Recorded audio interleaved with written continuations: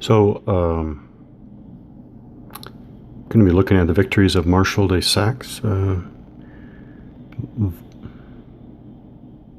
I associate this with Victus. It's the folio game that has, and actually, oh yeah, I was trying to avoid saying this battle name. Well, it has two battles from the age of de Saxe. Okay, so that's the game. A couple things up front. Normally, I find myself in the situation that I'm not that motivated to play, but I'm motivated to make videos about playing. And so in that sense, the video recording kind of leads the play.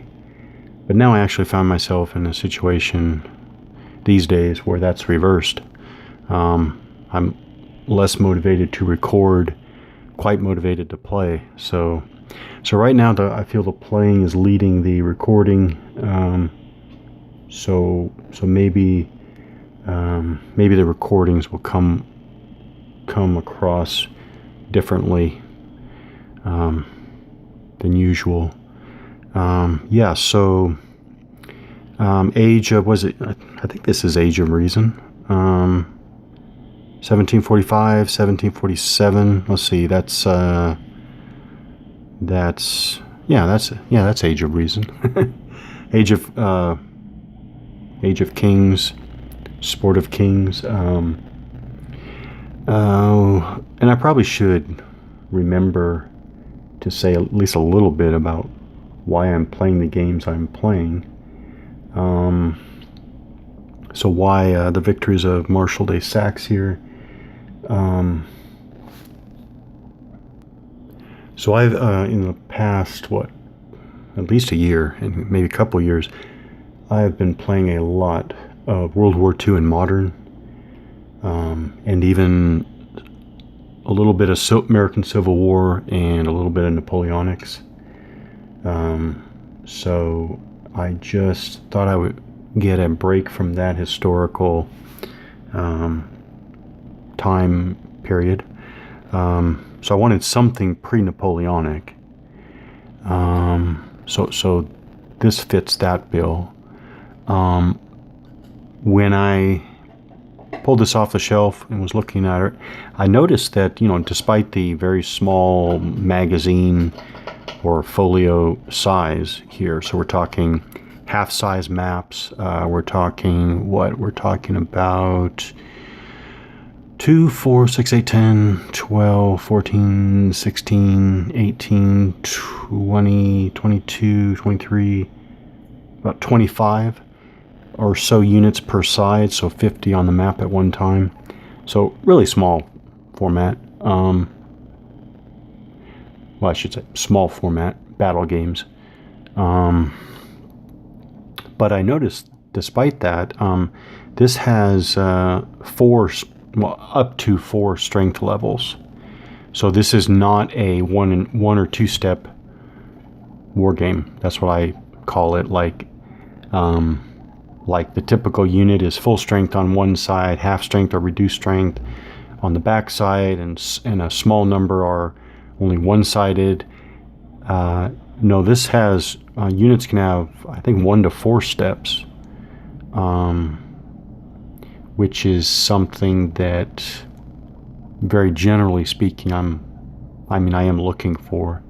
So this has, this has formation activation. Again, it has more than 2 steps per unit. Let's see what else it has. Well, it's full battle games.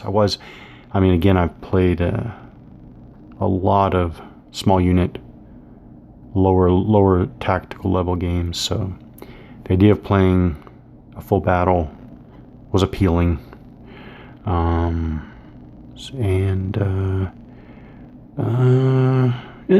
that's about it.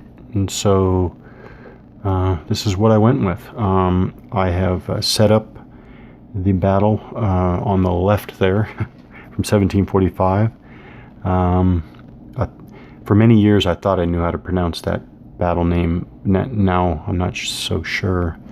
The one on the right should be Laufeld if it's German or Germanic, but okay. So I've set up the famous battle, the decisive battle on the left there. I've started, and oh, one more thing before I jump in, and this is related to the fact that playing. See, normally, again, my video recording is leading my playing, which I think, maybe this is only in my own mind and it actually doesn't come across at all, but in my mind, that makes certain kind of videos. Here, I've already started playing and kind of, I feel like the video recording is catching up to and following behind the play. So I have already noticed some ambiguous areas. I'm actually a fan of generally speaking, the Vivictus rules style. I don't think it's really style, but my experience with Vivictus rule sets has been fairly positive, actually. But this one has some pretty obvious soft spots. Here's a great example, but there are a few like this.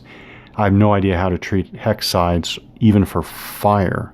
I know how to treat it only for line of sight, which, when I think about my options, one option is that because hex sides for line of sight is the only one that I see spelled out, maybe I am supposed to try to extrapolate that to all other line of sight circumstances. But I just tried to fire down a hex side, and so how do I handle flank fire? A great example is flank fire. Yeah. So one, of course, I could have just missed it. I did make a pretty good effort to find it, didn't find it. So as of right now, I'm thinking that maybe this is not an oversight, and maybe I'm giving the rules benefit of the doubt and say maybe this is not an oversight at all, and maybe you're just supposed to use basically the player that's trying to determine the effects of the hex side can choose can choose whether it's a front or flank hex side, or a flank or rear hex side. So basically the hex side is treated as part of both hexes, and I'm still trying to figure out if that's going to work. I'm going to see if that's going to work. But there are a couple more what look like soft areas like that, ambiguities, or but otherwise,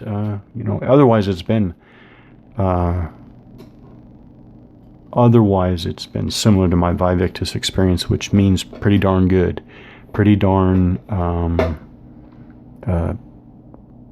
well explained, I guess. I feel funny saying that because you still have some odd translations to English. You still have some odd translation, and you still have some succinctness that you have to deal with. All right, let's see what's going on.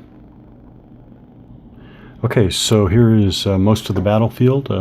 There's actually just, let's see, just a couple units off the screen that way, just a couple off the screen that way. So that is it for this battle. Obviously, we have the French here. They have a bunch of redoubts, and redoubts have integrated or integral. Which one is it? Integrated, integral.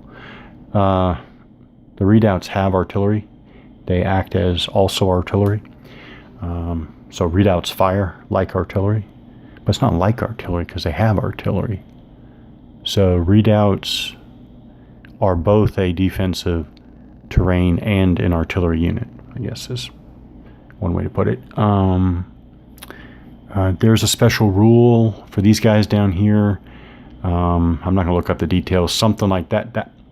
that formation down there is something like it doesn't act until the enemy gets to a certain proximity. Now let's see. Over here are the allies. What do you call it? The non-French. Okay, so we started off. The scenario tells you that the. All right, I guess I got to get the name of the side. This is the historical battle as well. So I decided I would just start with this battle, the historical version. Fought on 11 May 1745. So they call it, French and Allies. So French and Allies. And Allies in this case means English, red or English. The yellow are Dutch. Hollandaise. Now I'm hungry for breakfast. Dutch. Okay. So what do we got? We got 1, 2. It's like 2 Dutch formations and two British formations. 1, 2, 3, 4. Yeah. And then a couple of independent units. So the scenario tells you that the Allies go first. And it also tells you specifically that the Allied player receives 2 automatic activations. This is another one of those things where that's pretty succinct and not really any explanation. So I went ahead and assumed the obvious. Well, no, I don't know if it's obvious. I didn't overthink it, and I just said, okay, when you get to this right here, I know I'm not going into a lot of game details, but this looks like this is going to be fun anyways. So the player chooses the formation and checks for activation. So I'm assuming that I can skip the check for activation part specifically, which to me means I can just choose the formation or independent unit and then start with the formation or independent unit, I guess, actions or whatever. So what I did, and this was more to ease into it actually, I chose this independent unit. So that's I do want to do a bit more with the history than I normally do. So this English unit here, infantry, Inglesby. Yeah, Inglesby is an independent unit. They started here. That terrain, by the way. Wait. No, they started here. They started here. Not here, here. But that terrain, which I thought was kind of odd looking when I first saw it, but it's not distracting at all when you start playing. But these are gardens, what they call gardens, which is maybe, again, I think that's kind of a quaint translation. Jardin. Maybe there's another word that might be, I don't know, maybe there's a better word that's more technically correct, but anyways, gardens. So highly cultivated, I guess you might say, highly cultivated terrain there. Okay, so I chose the independent unit, had them move over here. They received some what the game calls was it reaction fire? It is called in this game. It's called reaction fire, and reaction fire from artillery. I'm pretty sure I checked that the redoubts can execute reaction fire just like artillery units. So they fired, again, down a hex side. Not only is it down a hex side, what do I do with a unit in one side? And that terrain, that little speckled pattern, is actually a specific and actually a fairly significant kind of terrain called cut trees. Well, they translate it as cut trees, but abatis? Actually in French it might be abattis. Anyways, cut trees. Abattis. Yeah, I'm looking on the other side of the map. Okay, so yeah, right away I went right into hex sides. Okay, so that's the cut trees terrain. This is a unit. Well, that's also cut trees, but that doesn't matter for my example. For my example was you have a unit, friendly unit in this case, on one side. So they were able to fire. And then so the infantry unit here has 2 front hexes, 2 flank hexes, 2 rear hexes, faces a vertice. So treat it as flank or front. And again, I finally went with, what did I go? I went with flank. In other words, the French side chooses to treat it as a flank hex side. In other words, the French side chooses to treat that hex side as part of this hex, which is the flank hex of the opposing unit, as opposed to treating it as part of the front hex. The reverse would be true. Is what I'm getting at is the reverse would be true. So if it were the British unit trying to fire over there, the British side would want to treat the hex side as a front hex side, part of the front hex. And finally I decided, well, maybe it's not that the hex side is one thing, but the hex side can be within the parameters of the rules. Otherwise, a hex side isn't just one thing or part of one hex. Okay. And when this is an independent unit, when they were disorganized, so I put a disorganization marker on them, and they get an activated marker because they're an independent unit. When a formation activates, the next one is I activated this formation here, the red one. I'm not even going to try to pronounce his name, but hey, at least I will show his name to be respectful of this historical commander, but I'm not going to try to pronounce that. There it is. That's the commander. It's the red formation. I know that it's the red formation because of the flag up there. So all of this commander's units have the red flag there, which is on the back of their morale. So you have strength, in this case 7. So you have a 7 strength, 6 morale, and the background color of the flag is red, showing that it belongs to that formation. And then 4 is movement allowance, and then name foot guards in that case. Okay, when that, they had their unit here disorganized by that artillery. This artillery fired across this way, but had no effect against that unit. So when a formation is all done, you flip over the leader to its back or activated sides like that. You only need the activation markers for these independent units because their backsides, of course, are their, what do they call it anyways? But they're, yeah, so here's Inglesby again, flip it over to its reduced side. Yeah.